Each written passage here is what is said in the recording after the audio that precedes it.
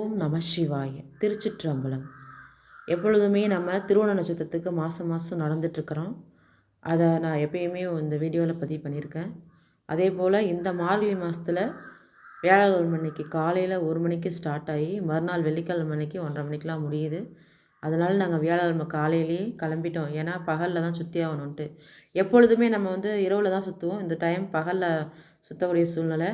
ஏன்னு கேட்டிங்கன்னா பகல்லையே முடியறதுனால திருவோண நட்சத்திரம் முடியறதுக்குள்ளே நம்ம சுற்றணுங்கிறதுக்காக நாங்கள் திருவோண நட்சத்திரத்துக்கே வந்துட்டோம் கோவிலுக்கு. எப்பயும் கோபுர தரிசனம் பண்ணிவிட்டு அப்படியே நாங்கள் சுற்றுறது வழக்கம். இந்த தடவை கெஸ்ட்டு நம்ம தங்கச்சி பசங்கள்லாம் ஊர் லீவுக்கு வந்திருந்தாங்க. அதனால அவங்களெல்லாம் அழைச்சிக்கிட்டு நேராக போயிட்டு அவங்களுக்கும் கோயிலெலாம் சுற்றி காமிச்சிட்டு அங்கே நாங்கள் தரிசனம் நல்ல விதமாக முடிஞ்சுது. எப்பயும் போல் கூட்டம் எப்பயுமே இருக்கிற மாரி தான் இருந்தது.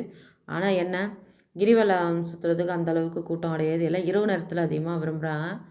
தங்கச்சி ஊருக்கு நான் அனுப்பணுங்கிறதுக்காக பகல்லே சுற்றிட்டு, அது இல்லாமல் எங்களுக்கு திருவோண நட்சத்திரம் முடியுங்கிறதுனால பகல்லே நாங்கள் சுற்றிட்டு அவங்கள ஒரு 9, 10 மணிக்கு அவங்கள திருவாரூருக்கு பஸ்ஸுக்கு அனுப்பிட்டு நாங்களும் வீட்டுக்கு வந்துட்டோம்.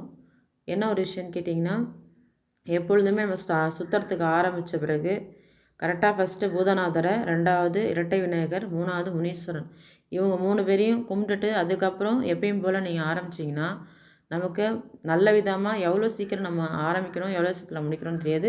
உடல் உபாதைகள் எதுவுமே இந்த 3 பேரும் நமக்கு வர வைக்க மாட்டாங்க. ஏன்னா காவல் தெய்வங்களாக இவங்களாம் இருக்காங்கிறதுனால இவங்க நமக்கு நல்ல விதமான ஒரு பாசிட்டிவ் எனர்ஜி உடம்புல கொடுப்பாங்க. எப்பயுமே நீங்கள் கிரிவலம் எந்த இடத்துல தொடங்குறீங்களோ அதே இடத்துல முடிக்கிறதுக்கும் அவங்க உதவியாக இருப்பாங்க. அவங்கள்ட்ட போயிட்டு ஒரே வார்த்தை தான் சொல்லணும். அப்பா உன்னை நம்பி நாங்கள் கிரிவலம் சுற்ற போகிறோம், எங்களுக்கு நீங்கள் துணையாக இருங்க, எங்களுக்கு எந்த உடல் உபாதைகளும் இல்லாமல் நல்ல விதமாக முடித்து நல்ல விதமாக இந்த இடம் சேரணும் அப்படின்னு சொல்லிட்டு அவர்கிட்ட வேண்டிக்கிட்டு நம்ம போனோம்னா ஒவ்வொரு டைமும் நாங்கள் அந்தமாரி தான் வேண்டிட்டு ஒவ்வொரு டைம் நாங்கள் கிளம்புவோம். அது நல்ல விதமாக எங்களுக்கு முடிஞ்சிருக்கு. இப்போ வரைக்கும் அப்படி தான் நாங்கள் போயிட்டுருக்கோம். ஏன்னா ஒவ்வொரு இடத்துக்கும் ஒரு காவல் தெய்வங்கள் இருக்கிற மாதிரி இந்த கோவிலுக்கும் காவல் தெய்வங்கள் இருக்கின்றன. அதனால் முதல்ல பூதநாதர், 2வது இரட்டை விநாயகர், 3வது முனீஸ்வரன் இவங்க 3 பேரையும் வணங்கிட்டு அதுக்கப்புறம் இதை ஆரம்பிச்சிங்கன்னா சீக்கிரமாக முடியும். உடல் உபாதைகள் எதுவும் தெரியாது. நல்ல விதமாக ஒரு சந்தோஷமான ஒரு சூழ்நிலையை நீங்கள் போயிட்டு அழகாக சுற்றிட்டு வரலாம். அதே மாதிரி 8 லிங்கத்தையும், அதாவது 8ன்னு சொன்னாலுமே 10ஆக இப்போ மாற்றிருக்காங்க. அந்த 10 லிங்கத்துக்குமே நீங்கள் தரிசனம் பண்ணிவிட்டு அங்கே கொடுக்குற விபூதியை நீங்கள் கீழே தூக்கி போடாமல் 10 லிங்கத்திட்டையும் நீங்கள் விபூதி கொடுப்பாங்கள்ல, அந்த விபூதி ஒரு துளியாக இருந்தாலும் அதை ஒரு பேப்பரில் மடித்து எடுத்துகிட்டு கொண்டு நம்ம வீட்டில் பூஜை அறையில் கொட்டி ரெகுலராக நம்ம யூஸ் பண்ணும்போது அதோட விஷயம் இன்னும் நல்லா உங்களுக்கு பாசிட்டிவ் எனர்ஜி கிடைக்கும். ஏன்னா நம்ம இங்கேருந்து அதை எடுத்து கீழே கொட்டிட்டு போகிறதுனால எந்த ஒரு பிரயோஜனமும் இல்லைங்கிறது நமக்கு எல்லாருக்குமே தெரிஞ்சும் அதை தான் எல்லோரும் செய்கிறாங்க. ஏன்னா நம்ம நெத்தியில் வைக்கிற விபூதியை கோவிலில் கீழே கிடந்து அது காலை வச்சு மிதித்தா அதில் என்ன புண்ணியம் நமக்கு கிடைக்க போகுது பார்த்துங்க. மக்களாகிய நீங்கள் தான் சரியான முறையில் அந்த விஷயத்தெல்லாம் பண்ணணும். எந்த அளவுக்கு நம்ம வீட்டு பூஜை அறையை சுத்தபத்தமாக வச்சு செயல்படுத்துகிறோமோ அதேமாரி கோவில்கள்லையும் நடைபெறணுங்கிறது நான் வேண்டிக்கிறேன். 2வது பார்த்திங்கன்னா கோவிலில் அங்கங்கே குங்குமத்தையும் துன்னூரையும் மஞ்சத்தூளியும் கொட்டி அதை ஒரு விதமாக பண்ணுறாங்க.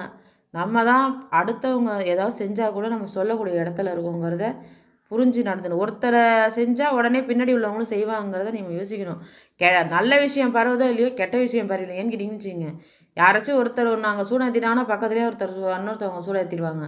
இதுதான் நம்ம காலம் தொட்டு நடந்துகிட்ருக்கு. ஆனால் விபூதியை யாரும் கொட்டாமல் முடிஞ்ச அளவுக்கு அதை எடுத்துகிட்டு பயன்படுத்த முயற்சி பண்ணுங்க. 2வது இந்த கோவிலில் நான் சொல்லியிருப்பேன், திருவண்ணாமலை கோயிலுக்குள்ளே வில்வமும் அரசனும் 2ம் சேர்ந்துருக்கிறது அதோட ஆச்சரியத்தை பாருங்கள். நமக்கு கோயிலுக்குள்ளேயே அந்த இது எப்போ நீங்கள் போனாலும் இதை தரிசனம் பண்ணாமல் வராதீங்க. ஓம் நம சிவாய.